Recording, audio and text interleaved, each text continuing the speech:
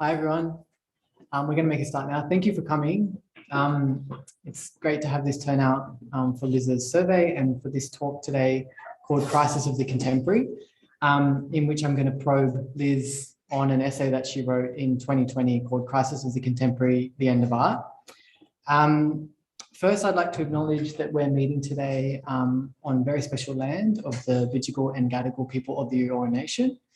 I'd also like to extend my deepest gratitude to Jose, Catherine, Karen, and the whole team at UNSW Galleries and the Commissioner's Circle who helped to fund this incredible survey exhibition and the new video that was commissioned alongside the survey exhibition. The essay that we're going to address today is in a reader that was also produced, which is essentially an anthology of texts compiled, either produced or co-produced by Liz since 2000. That's available at the front desk for $10 if you'd like to grab it. And there's also an essay that I wrote to accompany Liz's survey, which I think you will have, which is also available at the gallery. So I think we might just dive in. We're going to talk for about 40 minutes, and then we're going to invite some questions for about 20 minutes. So do think if you have any questions, try and keep them brief because we don't have a lot of time, and try and be kind to us. Okay, so I'm going to start. The conversation is Crisis of the Contemporary. So Liz, what is this crisis that you're referring to? So it may not be a crisis necessarily, but the reason I wrote this paper was because there was a conference in Belgium in 2020 called Crisis. So I just adapted my usual ideas that I write about towards a crisis. So what might be seen as a crisis, I think I also frame as kind of an opportunity, like a problem to be worked out, which is, crisis might be a negative term because it's a big crisis, but where there's a paradox or a crisis, it's also a something to work at, I guess, which I appreciate as an artist, and probably everyone appreciates to have a project to work with. So yeah, but the crisis, I guess, could be seen in relation to the difficulty of defining contemporary art, and historicizing it, perhaps accounting for it philosophically, which is kind of a concern of theorists, perhaps more, but I like to frame it as a problem for practice, for artists in the current moment, how to practice art in a critical or in a philosophical way, even. Yeah. Well, some of the people who are here might not know that the essay that you produced, Crisis of the Contemporary, was actually presented as an artwork as well as part of at Love Art here in Sydney, and so I guess that talks to the idea that you're an artist making these inquiries about contemporary art and the philosophy of contemporary art. How do you think that differentiates your practice from a theoretical or historical reading of the same crisis? So I guess I attempt to embody the crisis or the end of art in my practice through the entirety of it, my actions, the objects I make, the papers I write, whereas I guess a theorist, it would be in words primarily. That might be the difference. Yeah. And maybe also there's not really a, no criticism, I mean, I'm not an artist myself either, and no criticism to people that are not artists that are tackling these ideas, but perhaps there's less empathy there as well. I mean, I think there's a situation, you established this in your essay as well, that art is something for artists to protect, that somehow the institutions surrounding artists that are there for artists, you create kind of an opposition in your essay between artists and institutions, saying that institutions won by absorbing everything that artists wanted to produce. Yeah, maybe. I know what you mean, but also, like at first when you said perhaps there's more empathy when you come at it from practice, I kind of thought no, because I guess the criticism I have a lot of theory is that it can be oversympathetic to art works and not critical enough. So that was my immediate thought. But then when you followed up with this idea of critiquing the institution, say, especially since conceptual art, which tried to escape the institution altogether, I see what you mean. Yeah, that maybe there's more empathy when you're addressing these things from a point of view of practice. Yeah. Well, and insofar as there is opposition from artists to institutions, what is it that you, I shouldn't say artists, I don't want to generalize, what is it that you are resisting in your practice or trying to protect art from?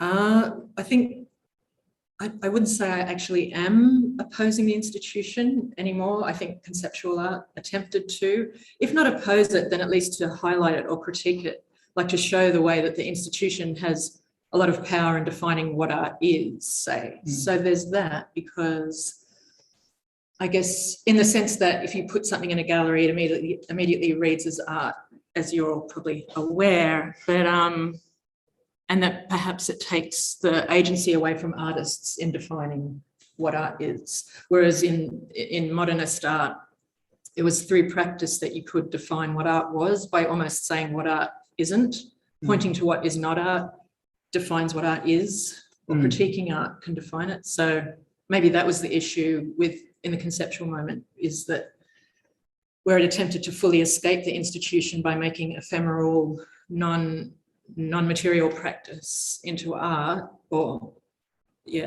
situations into art. It was an attempt to flee the institution of the market or the museum. There was a subsequent sense at the end of that short period of conceptual art that aim they'd failed to achieve that, because there's a return to the institution and a return to the object post-conceptual art. I think what you're talking about here, for me, the golden nugget in your essay is, if non-art is also art, what is art? I love that question. I love the phrasing of that question. So you're establishing there a kind of mutual exclusivity between art and non-art.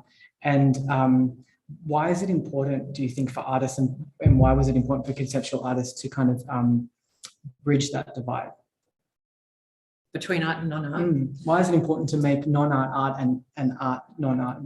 Where the disconnect or relation between the two? Yeah, so the way I see it, my reading, and I don't say it's true, and I don't think it's the case necessarily for all artists or even all conceptual artists, but there is a reading of conceptual art or of modern art, say, that by, a strong example is Duchamp putting a shovel in the gallery, or any other ready-made object, is, those objects aren't art.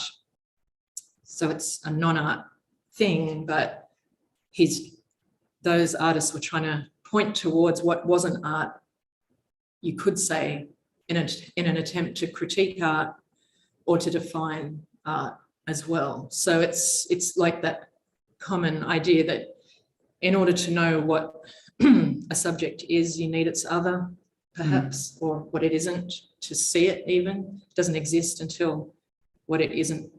It's, you know what I mean? It's identified in relation to what it's not. That's how it's defined. Yeah. What's external to a subject helps to define. Yeah. Yeah. I think there's a funny joke that Slavoj Žižek presents about double negation, where he references a scene in a famous movie about, hey, can I have, someone orders coffee without milk, and he says, sorry, we don't have coffee without milk, we only have cream, so you can have coffee without cream but not coffee without milk. That what you don't get is part of what you do get, and so perhaps that feeds into a little bit of what you're saying. And on that point as well, within your essay, you're talking about artists needing to having an outside from which to critique art. And so in the great openness and adaptability and all inclusivity of contemporary art that you're critiquing in your end of art project, that there's no longer an external from which to critique art. Potentially, you could say. Yeah. But, I'm critiquing it perhaps in a way, but I suppose I'm celebrating it as well, in a way. Yeah. Because it's, the ultimate freedom, or perhaps the end point of modernism was this ultimate freedom that we have, that every object or action can be art and everyone can be an artist. So in a way, we've reached the ideal. So there's a paradoxical sense of celebration, perhaps, alongside the sense of entrapment that ultimate freedom engenders. Yeah. I always find it very amusing that this very egalitarian approach to wanting art to be all-inclusive. the reality is that most people don't want to be artists and probably shouldn't be, and that it's not an easy venture. So I think there are kind of certain pragmatisms that go into being an artist anyway, and it's actually not for everybody. Yeah. But something that you said to me in the past was when we were talking about this great openness, I questioned you about if everything is art and we should abandon the categorization of art, who's going to tell people that they're making art if everything is art? That perhaps it will always be necessary to have a framing. Yeah, possibly. It just depends how you look at it. Because if in a situation where there was an absolute end of art and the category didn't even exist, then you wouldn't consciously be making art. Like, it's a fairly radical, extreme situation to think that activity wouldn't go on, that those projects wouldn't be received as art even. Like, it just would be, I know it's impossible to imagine, but that would be the true stringent realization of the situation. Yeah. And so you're within this critique, so you have your practice is currently in a phase called the End of Art project, and you're opening that project as an embodiment of all of these problems that you see, this crisis that you see for contemporary art. And what is it about? In the essay, you refer to the end of art, but you also refer to this idea of the end of art. Yeah. Do you want to talk to that a little bit? So it's Arthur Danto, the theorist. I think he talks about contemporary art as the end of art, because he sees modern art as a working through the end of art already, also in the sense that Hegel spoke about art as having ended at the outset of modern art. So it's that idea that once a concept is realized, or once we see a thing, once we can name a subject, that it's already over. So when art arguably as a concept was initiated with the start of the modern, arguably, and Hegel identified that as the end of art, that it's like the start of the concept heralded its end. And so every modern movement since then that kind of reflected on the art of its time and tried to crack its definition or critique its definition or break it down or make it what it wasn't, was a working through of the end of art. And now that project's finished, this could be arguably the end of art, the current moment. Yeah, because we can't do that anymore, perhaps. In your essay, you're valorizing the modern in a sense, especially in relationship to the contemporary. And I'm wondering, there are many people that would argue that there's nothing to be valorized about the modern, that in fact it was an exclusive set of epicenters. Yeah. Do you want to kind of talk to this idea, perhaps, especially about kind of in a kind of Western and non-Western? Yeah. So we've been talking about this recently, because it's controversial. Modernism, what is it? Is it just one modernism? Is it Western or global? Is it specific to a particular time and place? But and I don't have a lot of knowledge about the multiple modernity idea, so I can't speak with real authority. But I do, as far as my own practice and thinking is concerned, situate myself as a Westerner, European heritage Western person in relation to European Western modernism, because that's my heritage and I feel authorized to operate within that framework and speak about it, and completely unauthorized to speak about any other version of modernism in a way. So I'm hesitant to really go too far into it, but I do want to research that more. But that's how I think of modernity, I guess, for my tradition, for want of a better word, in as much as it is a tradition. I don't know. Yeah. Well, you also see, I think I'm pointing to that as well, because you see contemporary art as the either the outcome or the accumulation of the modern trajectory. Yeah. Yeah. Whereas also some would argue that the modernist project has to do with progress. Yeah. And that somehow contemporary art has complicates that very narrative. Perhaps there wasn't any progress made. Perhaps we need to stop here for a moment, reflect on what's really happened. I certainly see the contemporary moment as having a preoccupation with the past and reckoning with the past. Like standing still and kind of reflecting. Yeah. Maybe even in the use of the language contemporary, which is what I find to be part of its crisis. Right. That you would use the term contemporary. Yeah. And we were talking recently about the idea of the contemporary necessarily being an end. Can you ever be beyond the present? Yeah. In a kind of purely linguistic way, maybe, and so that's a relationship that I'm reading in your essay between the contemporary and the end of art being in the contemporary. And because I guess the term contemporary art's been used for at least 100 years. And so maybe it's periodization, it's currently accepted periodization from the late 80s to now, is a way to understand or describe, as you say in your essay, the art that is made of the time, but perhaps not properly understand the ontology of contemporary art broadly. So you mentioned in your essay that people like Terry Smith fail because they end up just describing the products of contemporary art. Yeah. I mean, really the basic, so when you talk about, I'm a bit lost when it comes to speaking about it in terms of time, temporality, periodization, but the one thing I can cling to show, and I know progress or a narrative, it's not a popular way to talk about anything now. And we know that progress isn't necessarily progressive and doesn't lead to perhaps the ideal that it sets out to.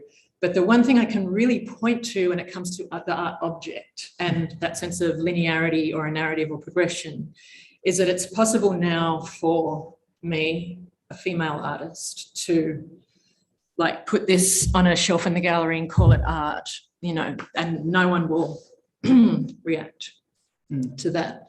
Whereas at the outset of modernity, during, say, the realist period, it had to be a painting on a wall by a man with a picture in it, so that's the clear evidence to me of the change in the format of the art, of what art is a very real, tangible thing.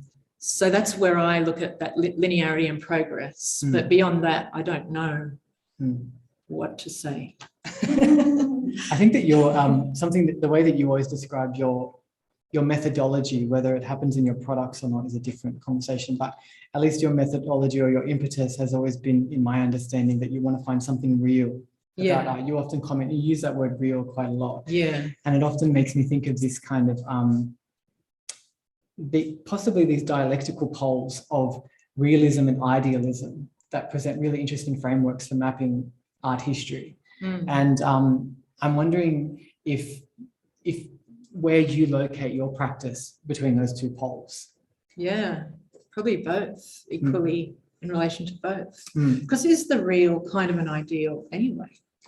Right? Well, yeah, possibly. Like, in as much as it doesn't exist or it's varied, it's not one thing. So it's their polarities, but then if we go really far with it, we could say they're the same thing. Yeah, I think that whenever I think about your practice, which is quite complex, I like to think of what you do as being dialectical. That you are operating in the art institutions while criticizing them. It's a kind of exactly what we kind of talk about for this exhibition as a subversive affirmation. Art is only decoration in your decorative painting project, for example. Some of these really real attributes of contemporary art that you list in your essay are as follows. So you say art is entrapped by the object, the institution and the aesthetic. Artists are disenfranchised. Art lacks adequate significance, philosophy or definition, and the modern project of art's definition via art is over. Tell us how you really feel. Kind of harsh when you list it out like that. Yeah, when it's from somebody else's. Yeah, but these to you the realities that you're grappling with as as an artist? Yeah, I suppose Contemporary that's the real, what's real. Yeah. Yeah. Yeah. That I attempt to work within. Yeah. Yeah. Or just work within, and then I guess address by trying to work within it. Yeah. Yeah. And so your parallel art making practice end of art project is all encompassing. So you open from 2012 onwards, you open up your practice to be inclusive of all forms of media. You also begin writing conference papers and extended essays that talk to the theorization and historicization of contemporary art. What does that great openness and adaptability say about contemporary art for you? It's the celebration, I guess, of the openness and freedom of the current moment, where we can express ourselves completely unfettered. Yeah. So I'm embodying that in my process, I guess. But you see that as a problem as well for defining contemporary art, at least. Yeah, that openness. So it's what, so speaking again from a sense of practice or it being a problem for practice, Liam Gillick talks a lot about it in some articles on efflux, addressing what contemporary art is. And he sort of states, I guess what I've said, the impossibility of conducting a radical or questioning practice where you oppose what's going on now. So if contemporary art is the main definition of art now, it's almost impossible to not be a contemporary artist when you're working today. We're all predefined by whatever that is. And Gillick says that when the stream runs in every direction, so when everything is possible, all mediums, all expressions, even a lack of an object, then it's impossible to swim against the stream. So I guess I find that a good way to sum up the problem. Yeah. Is the way that I see the crisis that I would perceive of contemporary art, and even just the terminology, is comprehending omnipresence. You know, that art is, at least, and actually you could critique it by saying Western art is everywhere at all times now. You know, that we can backdate contemporary art, we can foreshadow contemporary art. But one of the I was listening to Dave Hickey talk recently, and he was quoting Rauschenberg's idea that art moves in 40-year cycles. And so by that calculation, contemporary art should be over in about 10 years. But what is it, do you think, that could rupture, change, redirect the current direction of contemporary art? Well, as you were saying that, I just thought of something, which is that when I was saying before that it was at the outset of art's invention as a concept, say with Hegel, arguably again, because I'm not fully informed, but so say if that idea of a subject disappearing at its outset, if we say contemporary art started whenever, the 45 or 89, I mean, perhaps it's our going into it so thoroughly and asking what is contemporary art is the demise. So whether we have to even project forward to 2029, did you say? Is that the end? Yeah, I had the 40-year period. 89 plus 40. 89 plus 40, yeah. So perhaps we don't have to, maybe we're in it already, the new shift, just by even thinking what is contemporary art, maybe, I wonder. Yeah, and possibly like a result of the reading of contemporary art as something that is global or universal, is a return to the local as well. That's something that some people have commented, is that it's important to maintain regional specificity within global conversations. And that's certainly something you see, for example, with biennales, the great phenomenon of biennales, that is, you now have them all over the world. And there's certainly a proliferation of biennales.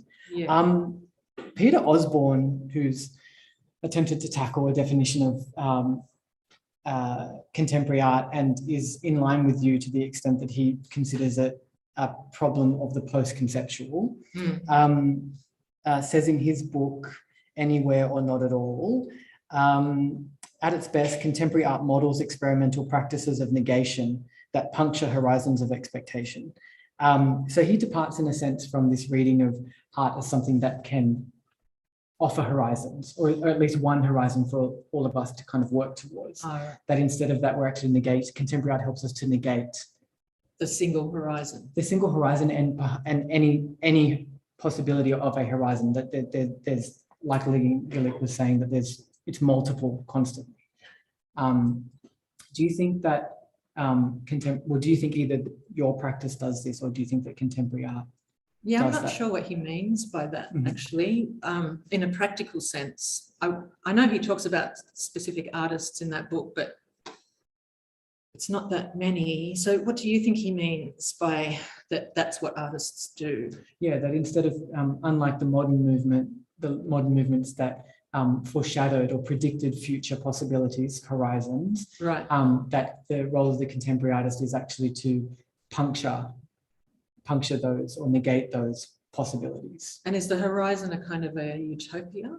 Possibly, yeah. For modernism, I think it was. Yeah. An idealist use idealism as a term instead. Yeah. Yeah. Possible idealism. I don't know if I agree with it. I don't know. What are contemporary artists doing? Yeah. Like, everyone would have their own reasons for doing what they do.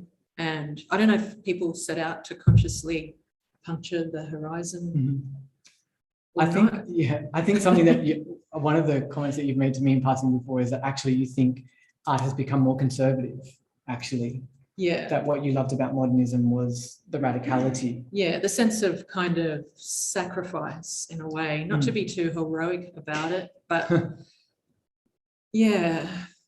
I mean, that's the thing. It's almost like there's no option now but to conform to what is expected of us in our practices, you know, to show in a gallery, put a thing on a plinth, sell our work, whatever the compromise is, it's unavoidable. Perhaps, maybe I'm wrong. Maybe there are radical practices that do question that, but they're not that numerous, those kinds of practices. But you could be that artist.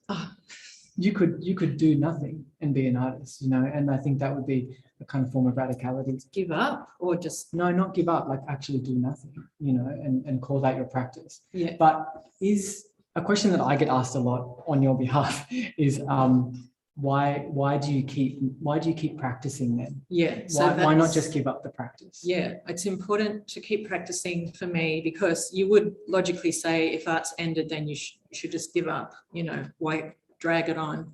But then I just point to history. There's several notable artists that have given up. Duchamp, Warhol, in different ways, either by disguising their practice or hiding it or changing it. Like in the case of Warhol, to make films, he wanted to be like Hollywood. I'm a filmmaker now. Duchamp had his secret studio. The most thorough giving up of art that I know of was Lee Lozano giving up art as an artwork and fully dropping out altogether, the conceptual artist. And Arthur Danto, who was a philosopher and an artist equally in the 60s, until he made the realization, oh my God, it's over, and gave up his practice and just theorized art from then on, because to him, at the end of art, all we can do is talk about it and theorize it. It's become theory. So they're the models, the famous models, and then obviously the numerous artists that have genuinely given up, that I know several and admire that as well. But to me, and this is the problem Danto, I think, confronted with trying to make his point about the end of art, because it wasn't taken seriously when he talked about it between the late 60s until his death in 2013, was that when you speak about the end of art from the point of view of a theorist, it's seen as criticism of art. Like, if art has ended, then what's going on now is null in a way. That's not art. That's a harsh criticism, and it's easy for a theorist to say. And it was sort of why it was hard, I think, for Danto to make his point, because he did it from a position of theory.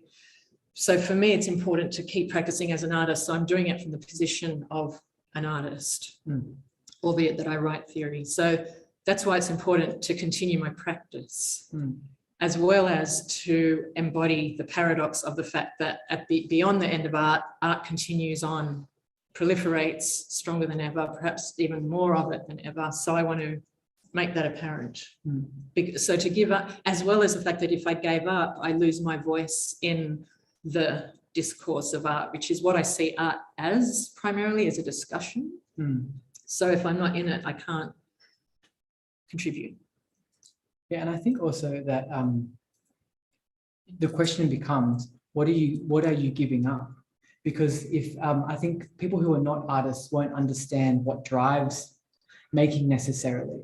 I'm a believer that possibly what drives artists the most is the inexplicable. You don't know sometimes why you get up to make something. You don't know what solutions might be found in the production of an object, or in the production of a performance or an action or anything like that. And I would hope that we would celebrate that, the inexplicable in art more than we do. But to reach a definition of art, it requires knowing and honing in on something that may begin inexplicable. And you shared with me recently that you started reading some literature about the inexplicable being actually what's most real about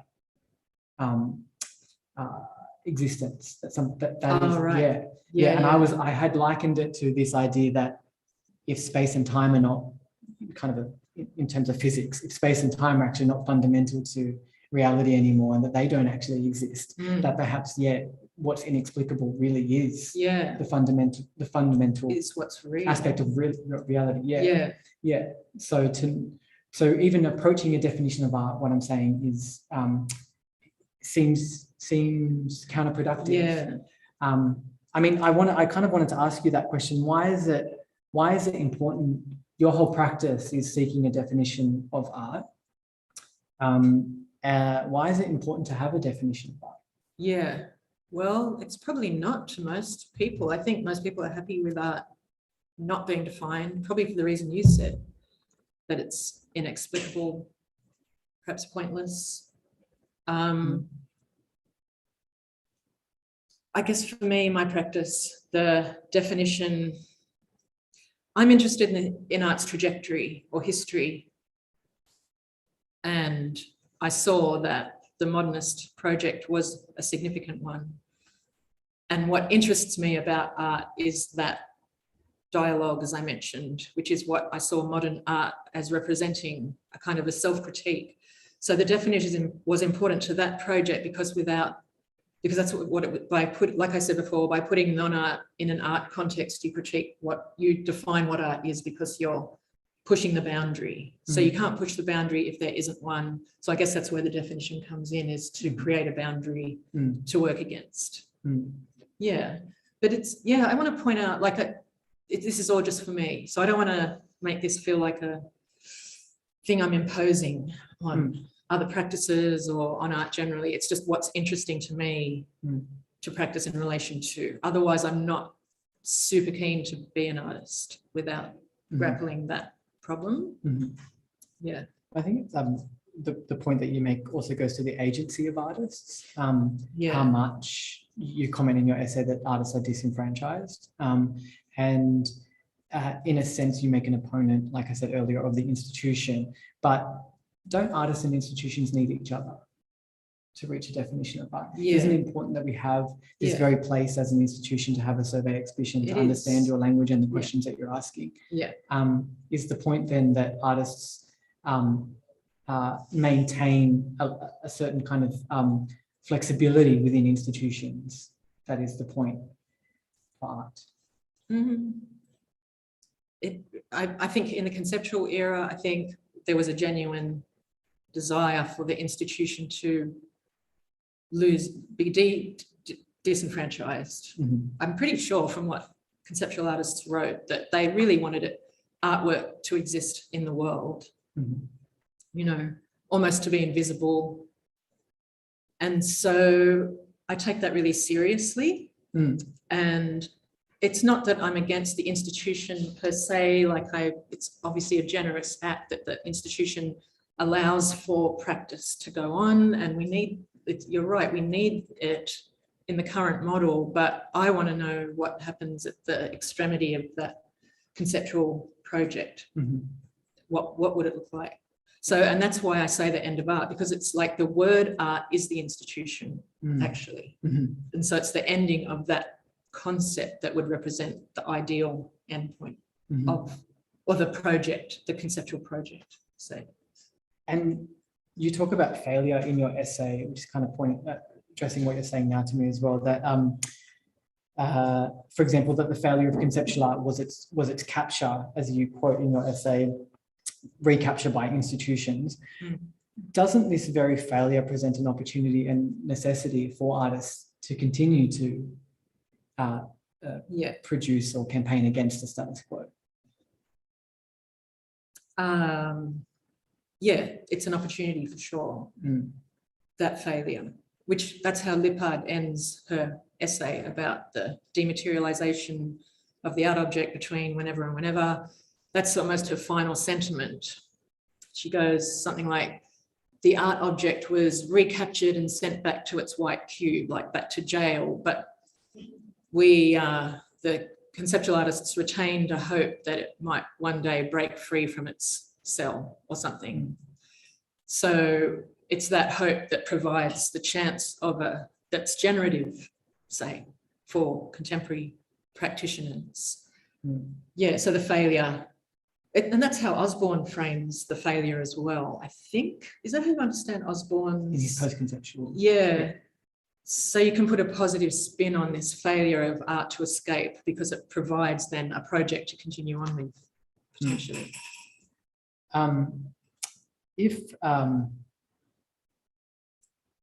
The way that you speak in your essay and the way that we often talk is very internal to art.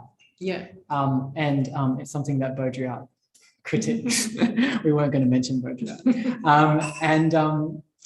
But it's my understanding and my belief that art institutions don't function independently of other systems that govern and structure the world. Yeah. And so I often believe, like some writers, that art necessarily follows these systems, in particular economic structures. Yeah. So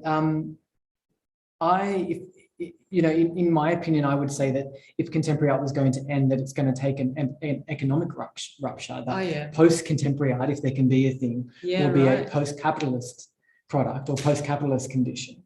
And in the early days of your practice, especially when you're thinking about decorative painting, you're looking at commodity art, for example. And it does seem to me that many conceptual artists are not targeting the institutions of art insofar as the theoretical historical approaches, but more the kind of commercial definitely problems. Yeah, the ability for art to be owned, bought and sold, to decorate a room. They were critical of that sort of collusion, I guess. Yeah. So this is total speculation, but what does art look like in a world without capitalism for you? Yeah. Like, is that a trigger? Is that?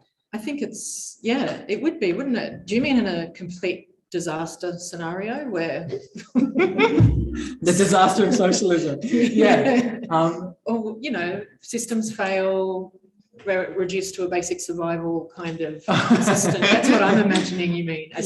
Mine's more utopian than that. But but maybe that is the utopia. Like, so then maybe we would, I don't know, this is ridiculous, but like learn to appreciate each other's true talents. Like they can build a road, look at the road they built. Yeah. And that's where art exists then, is really in the everyday. Yes. Yeah. Possibly. Hey, we've just reached 40 minutes. Yeah. So I think I'd like to open it up to some questions from everybody. Does anybody have any questions? Comments? Yes. You haven't mentioned anything about sustainability. Surely that's the biggest crisis in the contemporary art world. People kind of churning out stuff and creating more ways. Churning out artworks. Yeah. I don't know. That is a bit. Yeah, like when you see it, it's kind of confronting. I guess we haven't mentioned anything about sustainability because it's not necessarily a concern for Liz. It's a kind of the crises that she's referring to are theoretical and historical. And as I mentioned, they're internal to art. Not that lots of artists don't respond to ecological crisis all the time. This forthcoming Sydney Biennale addresses that very much so. We're also not talking to any ideas of indigeneity or non-Western, modern or contemporary isms. So of course, there are many conversations to be had about this, but I can't speak to why artists continue to produce objects, but maybe you can a little bit, Liz? I guess because we are compelled, there's a compulsion to make things for sure, but there's also an expectation that we do. They go hand in hand. That's what I mean, like for instance, the fashion industry now is being really, everyone's looking at how things are made, the materials used, all of that kind of thing. There's a lot of toxic elements to the art world as well. Yeah, but there are So artists. I wonder whether the art is going to be held with a big microscope to see, how I'm an artist and no one really governs what you do. You have to govern yourself and make sure that your artwork is sustainable. Yeah, definitely. I think all artists have unique ethical positions, and I think if that's part of your practice and you're looking to honor that particular to your practice, then absolutely. And one thing that I would say in response to what you're saying is that not all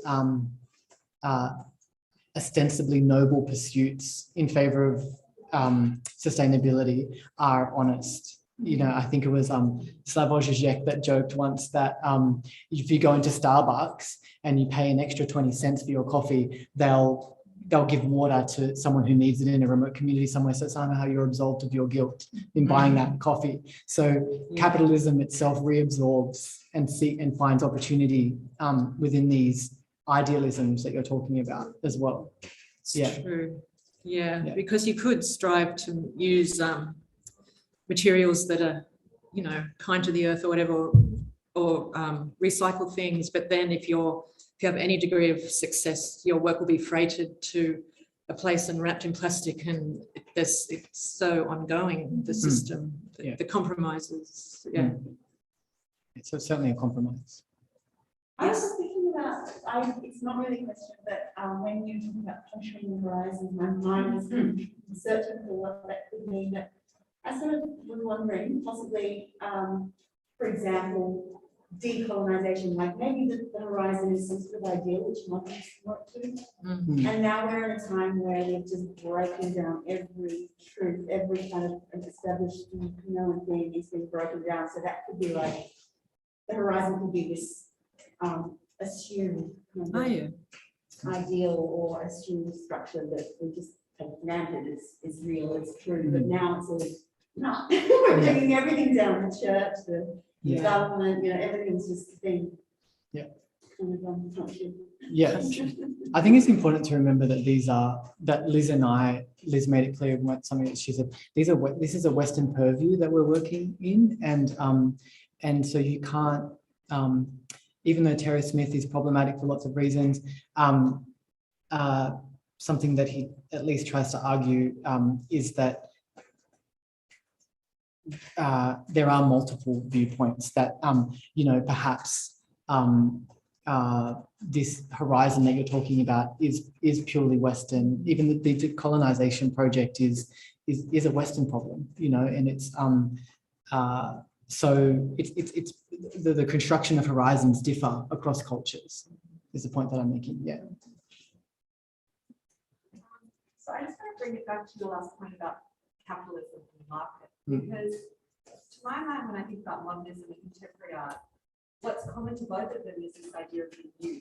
Like what it's like we always what's the next thing? It's the new thing, and art in a way is synonymous with what's new and what's next. And I was thinking, what would be really radical to do in an institution is actually to put the same exhibition on over and over again. And it made me think that perhaps the most radical thing is to not be radical, to not be new, to not. And maybe can you talk about what you thought much about that idea of repetition and that? That was sort of a conscious idea when I did the decorative painting project, was I was trying to really comply to the rules. That with the objects that I was making, does this relate to the subversive affirmation idea maybe? So you just reinforce the status quo, and by doing that you question it. Yeah. So you almost like an undercover agent, you resemble the standard or the mainstream in order to critique it. Yeah, I think that's how I think of that idea. Yeah, it's critical, but without appearing new, maybe. Yeah, yeah, I like that idea. I would argue actually that, in my opinion, some of the strongest and most compelling movements were actually very much anti the novel. You know, I think that, for example, conceptual artists resurrected Duchamp to a certain degree, and there are many artists in certain time periods who looked back in history to resurrect the ideology or the style of an artist. And so that, in fact, what was old was really valuable. And I think that that's probably one of the most significant contributions institutions can make, is actually to be archiving histories, maintaining those histories, ensuring that we can learn from our mistakes, ensuring that that those dialogues are not necessarily lost. And talking about newness in the context of a survey exhibition seems very funny too. You know, there's Liz is not new to the art world, and this survey is certainly a presentation of historical works. And to that point, there was a tension when we were putting the survey exhibition together about between artwork and artifacts, you know, and that relationship between what an artwork is and what an artifact, and how it becomes later an artifact, is not an uninteresting point to make in relation to what you're saying, I think. Isn't the crisis in the institution? And so therefore, you know, in the last 30 or 40 years, the rise of the curator being more important. I mean, for example, big institutions where there are 2-7 years all the time and trying to kind of configure or kind of set the basics or laws for what art is, how it's moving. And isn't that the thing that artists need to struggle against? You know, Institutional expectations. well, yeah, you talked about how important it was for artists and institutions, the relationship.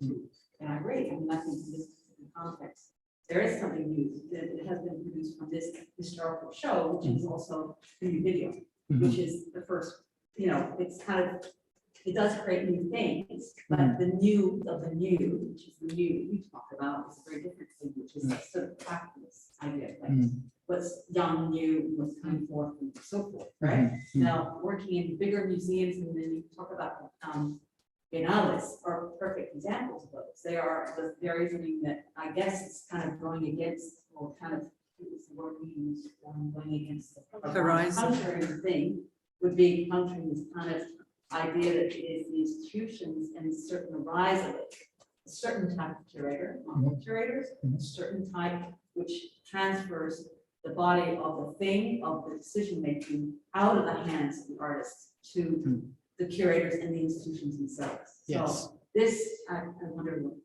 you might say about that. Yes. I don't know. I keep thinking what the crisis is, when you kind of talk about the crisis, and you talk about, you know, the thing about, on one hand, celebrating that you can do anything, but on the other hand, it's also this idea that you need something to work against, that you have, you know, that keeps your artwork going, you know, in your practice. And then your question is about what it is the thing that you're fighting against. I suppose I just can't, I thought about the institution, how it's not, maybe not critique enough itself. Yeah, I don't know. I mean, people boycotting biennales, that's increasing, or institutions. I guess that critique goes on increasingly. I think it also goes to the politics of visibility, Lisa, you know, and I think that there was an article recently that came out very specific to Australia and very specific to the commercial gallery system in Australia. A gallerist who had stolen money from artists, some of us in this room know very well. And I think that there are always systems that need to be dealt with, that need to be comprehended. I mean, art, my point would be, art can't exist in a vacuum. You know, we are subject to the systems that are available to us at the moment, I think, and artists have a choice.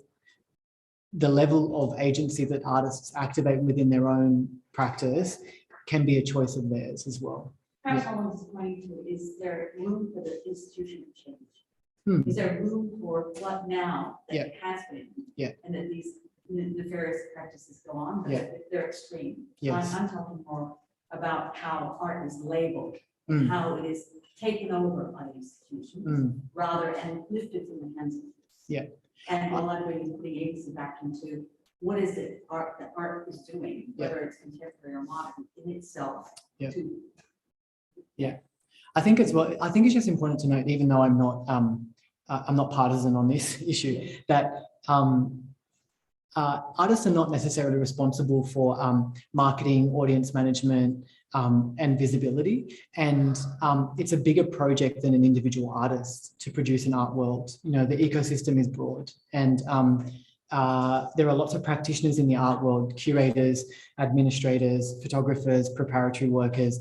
And actually I think some of the most successful practices possibly deal with all of those inputs at a certain point. Yeah. But also I'd add, talking about the institution, I think there can be an argument for the fact that artists are the institution, and the word art is even an institution in itself. So I wouldn't point just to the bricks and mortar institutions. I'd point to the concepts or the words that we use to describe what we're doing, potentially, just to extend what you're saying, maybe. Alan, you had a question? I would have a lot to say, which I'll say to Liz and try. Yeah. For both your World War II, the world passed beyond reality, the hyper reality, with two major events: the Holocaust and the bomb. Hyper reality is the doublet and the simulation of reality. Everything enters into not a crisis, but a catastrophe, and hyper reality, where everything passes beyond its own end into the endlessness of the end, where everything enters into its hyper form. So art's hyper realizing itself is only one part of what happens to the entire world. So it's not a question of a socio-cultural, Western versus Eastern for Baudrillard. I was with him when Gotcha Spivak started to give her talk at Teacher Bowl, and Baudrillard said to me, she doesn't understand what I'm saying.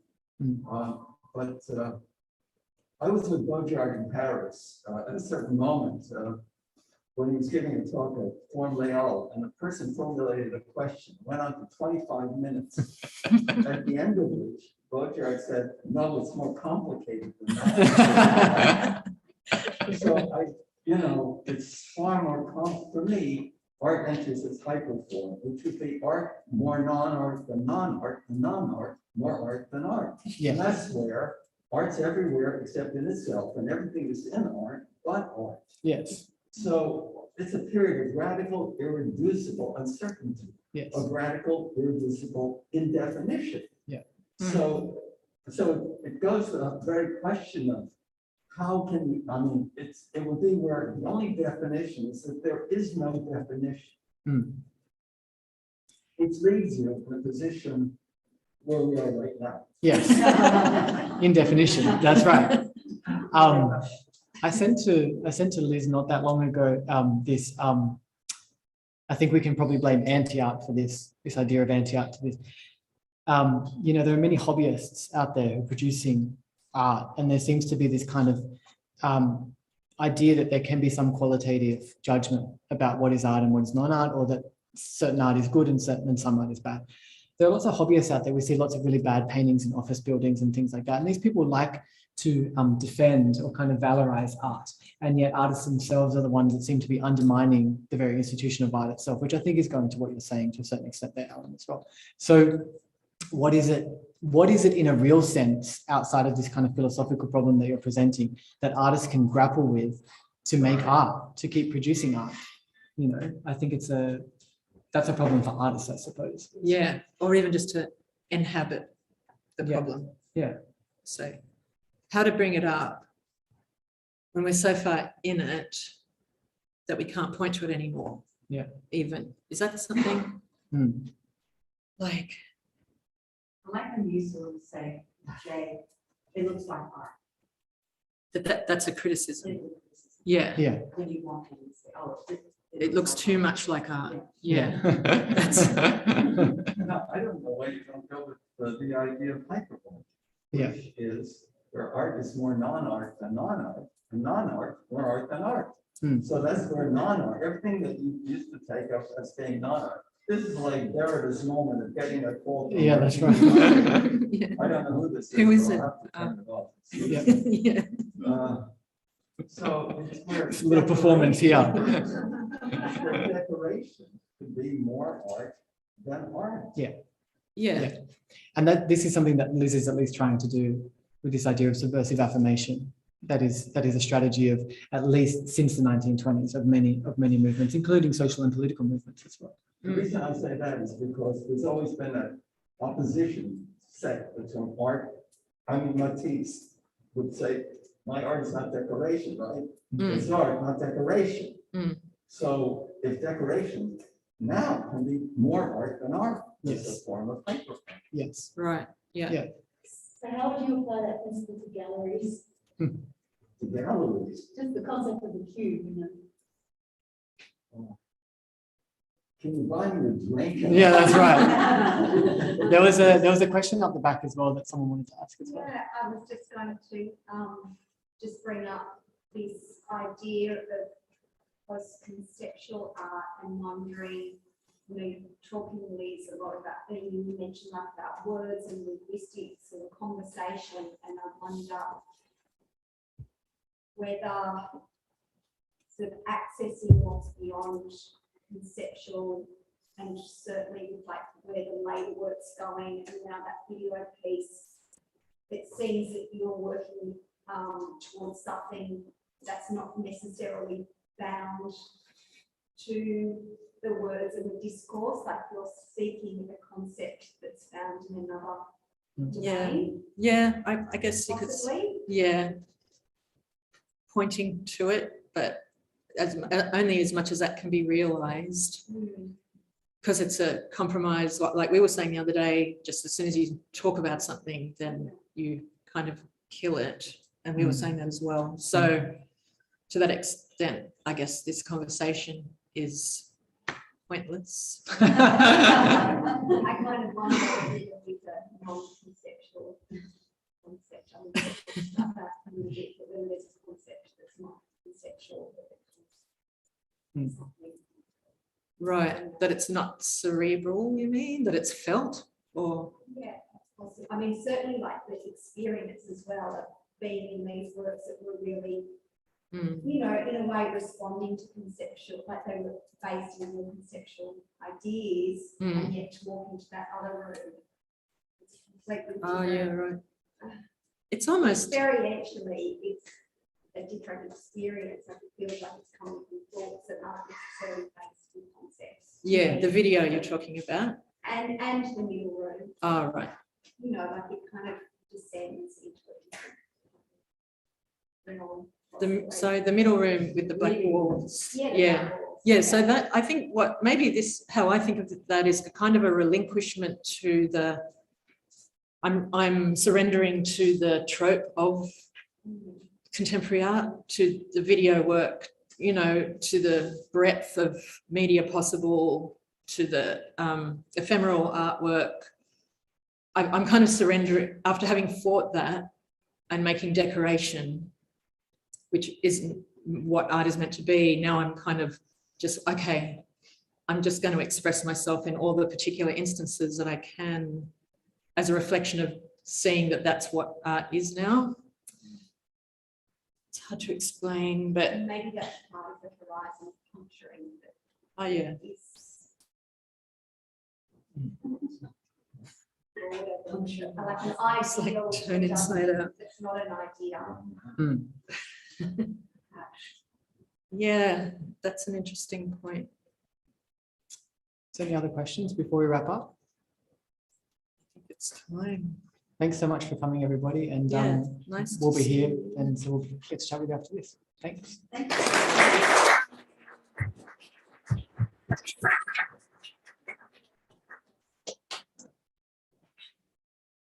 My son's efficient. It was exactly 22 that we opened to questions and exactly on the dot. Really?